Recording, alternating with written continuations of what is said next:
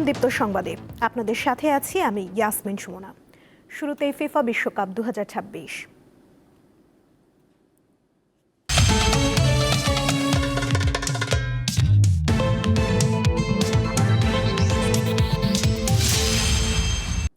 সাভারে ড্যাফোডিল বিশ্ববিদ্যালয় ক্যাম্পাসেও বড় পর্দায় আর্জেন্টিনা ও জর্ডানের খেলা দেখেছেন শিক্ষার্থীরা। তাদের সাথে অংশ নেন ঢাকায় নিযুক্ত আর্জেন্টিনার রাষ্ট্রদূত মার্সেলো কার্লোস সেজা। এ বিষয়ে জানাতে যোগ দিচ্ছেন আমাদের সহকর্মী এম এ হালিম। কথা বলবো তার সঙ্গে।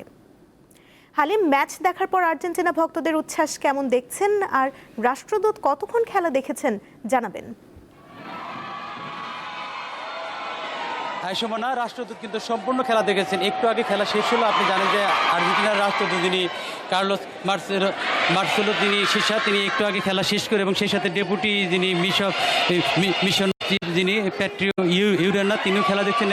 এই মুহূর্তে আপনি ভিড়ে দেখতে পাচ্ছেন যে যিনি অ্যাম্বাসেডর তিনি এখন হাত নেড়ে নেড়ে সমর্থকদের বিভিন্ন অভিবাদন জানাচ্ছেন, কারণ তারা বাংলাদেশের এই দর্শকদের তারা এই অভিভূত সাপোর্টার দেখে তারা অভিভূত। আমি একটু কথা বলবো।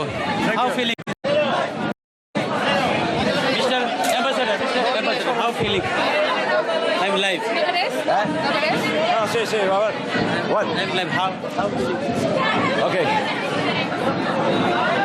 So we are all together enjoying football in a friendly atmosphere, having joy and fun. So that's what football and sports bring to the people. So we are sharing a great moment together, and Brazilian fans they are great moments together, and everybody can have their great moments together. So we should build these bridges between people and cultures through sports and through this kind of events. Thank you so much. আপনি যেমনটি শুনলেন সুমনা, এই ambassador Marcelo Carlos সিসা তিনি কথা বললেন এবং সেই সাথে দেখতে পাচ্ছেন এখানে বিভিন্ন যারা আর্জেন্টিনার যারা সাপোর্ট তারা আর্জেন্টিনা থেকে আসছেন। তো আমি সেগুলো আপনাকে একটু দেখানোর চেষ্টা করবো। এখানে একজন লেডিস আছেন, তিনিও এখানে আসছেন। তো আমি একটু কথা বলি একটু। আমি আপনি দেখতে পাচ্ছেন যে উনি অনেক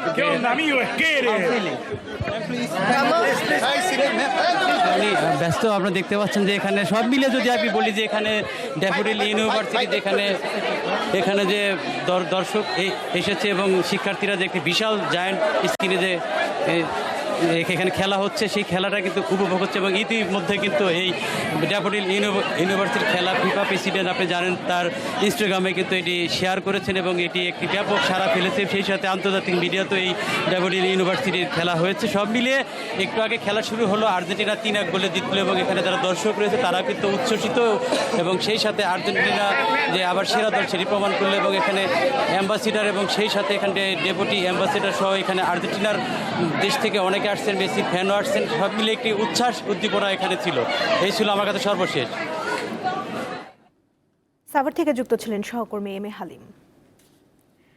ঢাকা বিশ্ববিদ্যালয় ক্যাম্পাসে আর্জেন্টিনা ও জর্ডানের ম্যাচ বড় পর্দায় দেখেছেন শিক্ষার্থীরা। সেখান থেকে যোগ দিচ্ছেন সহকর্মী মাহিদুর রহমান।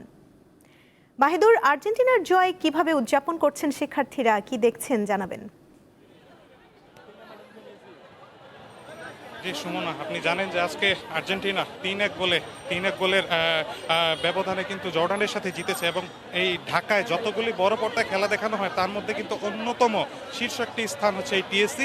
এই টিএসসিতে শুধুমাত্র ঢাকা বিশ্ববিদ্যালয় কেন্দ্রিক যে স্টুডেন্টরা আছে তারা কিন্তু খেলা দেখেন না, ঢাকা শহর থেকে বিভিন্ন জায়গা থেকে এখানে কিন্তু এসে তারা খেলা দেখছেন এবং ভোর রাত থেকে তারা কিন্তু জড়ো হচ্ছেন। আমি যদি বলি আজকের আবহাওয়া কিন্তু অনেক গরম, এই গরম উপেক্ষা করেও কিন্তু এখানে খেলা দেখতে এসেছে। আমি একটু এই খেলা শেষের পরে দর্শকদের যে উচ্ছ্বাস সেই উচ্ছ্বাসটা একটু দেখানোর চেষ্টা করছি যে শুধুমাত্র এখানে আর্জেন্টাইন যে ফ্যান, এই আর্জেন্টাইন ফ্যানরা দেশের বিভিন্ন স্থান থেকে এখানে এসে খেলা দেখতে এসেছে।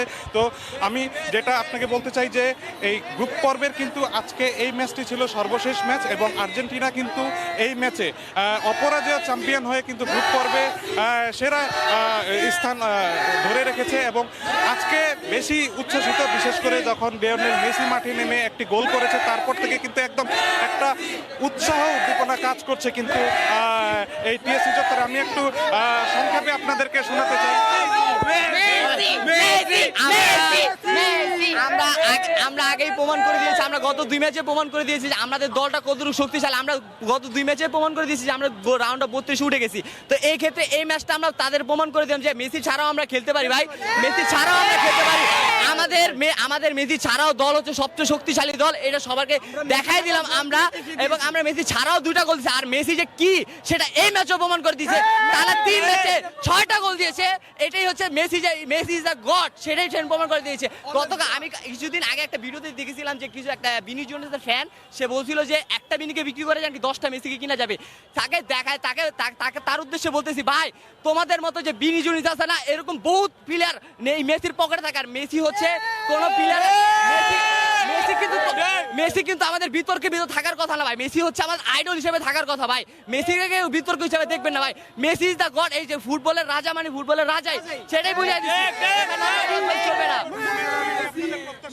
ইনশাল্লাহ ভাই। পরবর্তীতে ম্যাচ আমরা আশা করতেছি আর্জেন্টিনা আমাদের খুব ভালো কিছু পুরস্কার দিবে। আমরা তো অবশ্যই চাইবো জিততে, তো অবশ্যই আমরা সেই ক্ষেত্রে অবশ্যই আমরা ভালো কিছু আবদার করব তাদের কাছ থেকে, যেহেতু আমাদের ভালো একটা টিম। এবং আমাদের এই পর্যন্ত যে কটা ম্যাচ আমাদের দিছে আশা করি খুবই এনজয় করছি এবং খুবই ভালো আমাদের ম্যাচ দিছে। এবং আশা করি প্রত্যাশা করতেছি যে পরবর্তীতে ম্যাচগুলো আমরা ইনশাল্লাহ জিতবো। এবং এই বছরও 2026 সালের কাপটা আমরা লোডিং এ বানাইতে দিছি, এবং এইবারও এই কাপটাও আবার আমরাই নিব ইনশাআল্লাহ। আপনি যেমনটি শুনছিলেন যে তারা বলছিল যে মেসিময় পুরো একটি টিএসসি কিন্তু এই মুহূর্তে এই একটি আবহ কিন্তু তৈরি হয়েছে। তারা জানাচ্ছে যে মেসি ছাড়াও কিন্তু আর্জেন্টিনা আজকে যে খেলা দেখিয়েছে তাতে কিন্তু তারা পরবর্তীতে যে তাদের আত্মপ্রকাশ, যে তারা পরবর্তী যে ম্যাচগুলো একদম চ্যাম্পিয়ন অবধি পর্যন্ত তারা আশা প্রকাশ করে যে আর্জেন্টিনাই চ্যাম্পিয়ন হবে। তো আপাতত আমার কাছে এই মুহূর্তে ছিল সর্বশেষ পরিস্থিতি টিএসসি থেকে। সুমনা। মাহিদুর, ধন্যবাদ আপনাকে। এবার অন্য প্রসঙ্গ। জুলাই আন্দোলনে রাজধানীর রামপুরায় 2 জনকে হত্যা ও কার্নিশে ঝুলন্ত যুবককে গুলির মামলার রায় আজ। বিচারপতি গোলাম মর্তুজা মজুমদারের নেতৃত্বাধীন আন্তর্জাতিক অপরাধ ট্রাইব্যুনাল 1-এ এই রায় বাংলাদেশ টেলিভিশনে সরাসরি সম্প্রচার করবে। এই মামলায় 5 আসামির সবাই পুলিশের সদস্য। এর মধ্যে কেবল রামপুরা পুলিশ ফাঁড়ির সাবেক এএসআই চঞ্চল চন্দ্র সরকার গ্রেফতার রয়েছেন। বাকি 4 জন হলেন ঢাকা মহানগর পুলিশের ডিএমপি সাবেক কমিশনার হাবিবুর রহমান, খিলগাঁও জোনের সাবেক এডিসি মোহাম্মদ রাশেদুল ইসলাম, রামপুরা থানার সাবেক ওসি মোহাম্মদ মশিউর রহমান ও রামপুরা থানার সাবেক এসআই তারিকুল ইসলাম ভুইয়া। রাষ্ট্রপক্ষ এ মামলায় সর্বোচ্চ শাস্তি চেয়েছে, তবে আসামিদের নির্দোষ দাবি করেছেন তাদের আইনজীবীরা।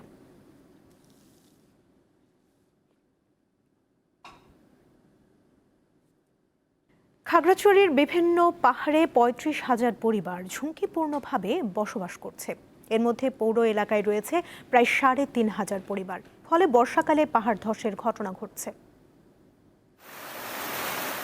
খাগড়াছড়ি সদরের শালবন, কদমতলী, কুমিল্লা টিলা, মোল্লাপাড়া, কলাবাগান, নেন্সি বাজার, কৈবল্যপীঠ ও সবুজবাগ এলাকায় জীবনের ঝুঁকি নিয়ে বসবাস করছেন অনেক মানুষ। তাদের বেশিরভাগই ছিন্নমূল। পাহাড় ধসের দুর্ঘটনা থেকে তাদেরকে রক্ষায় জেলা প্রশাসন মাঝে মধ্যে মাইকিং করে থাকে। স্থানে বসবাসকারীদের নিরাপদ স্থানে সরে যেতে অনুরোধ করা হলো। গত কয়েকদিনের টানা বৃষ্টিতে জেলার বিভিন্ন এলাকায় ছোট বড় পাহাড় ধসের ঘটনা ঘটেছে। অবশ্য এতে কেউ হতাহত হয়নি। কোথাও জায়গা না পেয়ে বাধ্য হয়ে পাহাড়ে ঝুঁকিপূর্ণভাবে থাকতে হচ্ছে বলে জানান বাসিন্দারা। সরকারের কাছে পুনর্বাসনের দাবি তাদের। প্রতি বছর আমাদের মাটি ভাঙি পড়ে, ঘরে রাতে থাকে, ভয় হয়। পাহাড়ের উপরে ঘর করছি, সিমেন্টের বস্তা টস্তা দিয়ে আটকে রাখছি। বৃষ্টি আসলে মোটামুটি ঝুঁকিপূর্ণতে থাকি আমরা। পরিবেশ কর্মীরা বলছেন, পাহাড় কেটে অপরিকল্পিত বসতঘর নির্মাণের কারণে ভূমি ধসের ঘটনা ঘটছে। পর্যাপ্ত পরিমাণে গাছ লাগানো দরকার এবং যেসব জায়গায় ঝুঁকিপূর্ণ থাকে সেখানে কিভাবে আমরা যে বায়ো ইঞ্জিনিয়ারিং মাধ্যমে আমাদের এই যে পাহাড়গুলোকে রক্ষা করতে পারি সেই উদ্যোগ দরকার। পাহাড় থেকে ঝুঁকিপূর্ণ জনবসতি সরিয়ে নিতে কাজ চলছে বলে জানান জেলা প্রশাসক। জেলা দুর্যোগ ব্যবস্থাপনা কমিটি সভার মাধ্যমে আমরা বেশ কিছু সিদ্ধান্ত নিয়েছি এবং সিদ্ধান্তগুলো প্রচার করা হচ্ছে এবং কার্যকর করা হচ্ছে। পাহাড় কেটে বসতি স্থাপনকারীদের প্রায় সবাই দেশের বিভিন্ন সমতল এলাকা থেকে খাগড়াছড়িতে গেছেন বলে জানিয়েছে জেলা প্রশাসন। নূর আলম, দীপ্ত, বার্তাকক্ষ। এবার থাকছে উদ্দীপ্ত, যা কিছু ভালো ও উদ্দীপনার।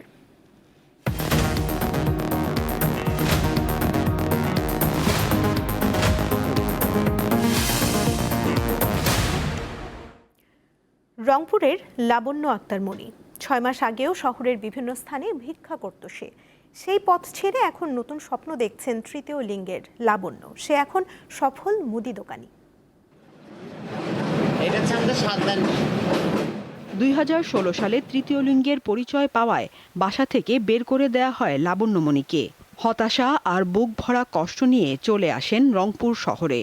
সেখানেই দেখা হয় অন্যদের সাথে। তাদের সাথেই ভিক্ষাবৃত্তি করে কেটে যায় 10 বছর। তবে আর ভিক্ষাবৃত্তি নয়, অন্যদের মতো বাঁচতে চান লাবণ্য। হিজড়া সম্প্রদায়ের সহযোগিতায় 3 মাস আগে গড়ে তোলেন মুদি দোকান, যাতে এই দোকানটা দিয়ে আমি ভালো কোনো কিছু করে দেখাতে পারি এই সমাজের মানুষকে। অভিশাপটা আমাদের জীবনে লেগে আছে, যাতে ওটার দ্বিতীয়বার কখনো আমার জীবনে না আসে। অদম্য ইচ্ছাশক্তি আর ভালোবাসায় মুদি দোকান নিয়ে স্বপ্ন পূরণ করার পাশাপাশি বাকি সঙ্গীদেরও নিজেকে বদলানোর বার্তা দিচ্ছেন তিনি। আজকে আমি লাবণ্য সব ছেড়ে যেমন কর্মমুখী হয়েছি, আজকে যদি আমার পাশে দাঁড় হয় 10 জন, তখন কিন্তু ওটা দেখবে আমার আরো 10টা বোনেরা, 10টা মায়েরা। দেখার পর কি হবে, ওদের মনে কিন্তু সাহস জাগবে। রংপুর নগরীর রেলওয়ে কলোনিতে মুদি দোকান নিয়ে সাড়া ফেলেছেন লাবণ্যমণি। আমরা লাবণ্য আপাকে দেখছি এখানে খুব সুন্দরভাবে, মনে করে এখানে আমাদেরকে বলতেছে, ভাই আমি এখানে একটা দোকান করব, দোকান করিয়ে এখানে ব্যবসা প্রতিষ্ঠান করি আমি খাবো। এখন উনি এসব থেকে বের হয়ে নিজের একটা ছোটোখাটো ব্যবসা প্রতিষ্ঠান দিয়েছেন। হ্যাঁ, এতে শুধু আমি না, আমাদের এলাকার অনেকে অনেক খুশি। আগে যে তালি দিছে তালি, আর এনকে তো তালি নাই, এনকে তালি ছাড়া এটা কত ভালো হয়েছে। ভিক্ষাবৃত্তি ছেড়ে সফল ব্যবসায়ী হওয়ায় লাবণ্যমণি তৃতীয় লিঙ্গের জন্য অনুপ্রেরণার। সাদিয়া চৌধুরী, দীপ্ত, বার্তাকক্ষ। Chattogram metropolitan chamber of commerce and ইন্ডাস্ট্রির বার্ষিক সাধারণ সভা 2025 অনুষ্ঠিত হয়েছে। শনিবার সংগঠনের কনফারেন্স রুমে এই সভা হয়। এতে বিগত বছরের বার্ষিক সাধারণ সভার কার্যক্রম, বার্ষিক প্রতিবেদন ও আয় ব্যয়ের হিসাব এবং চলতি বছরের অডিটর নিয়োগ অনুমোদন করা হয়। Chattogram metropolitan chamber of commerce and industry যাতে ব্যবসায়ীদের স্বার্থে গুরুত্বপূর্ণ ভূমিকা রাখতে পারে, সেজন্য সবার সার্বিক সহযোগিতা চেয়েছেন সভাপতি খলিলুর রহমান। একই দিন সংগঠনের পরিচালনা পর্ষদের 63তম সভা অনুষ্ঠিত হয়।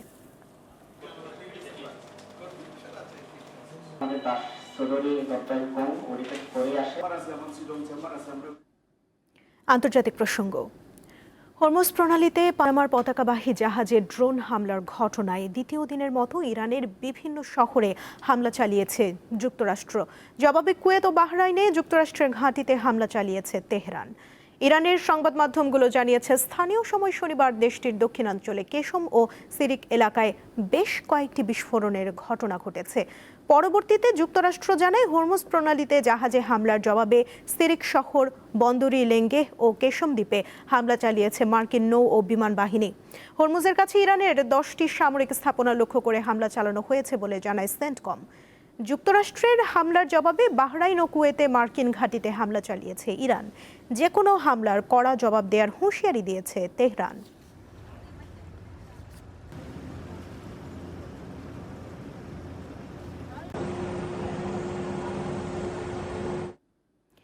এই ছিল এখনকার মতো। পরবর্তী সংবাদ বেলা 12টায় দেখার আমন্ত্রণ রইল। এছাড়া আরও তথ্য পেতে যুক্ত থাকুন দীপ্ত ডিজিটাল প্ল্যাটফর্মের সাথে। ধন্যবাদ সবাইকে।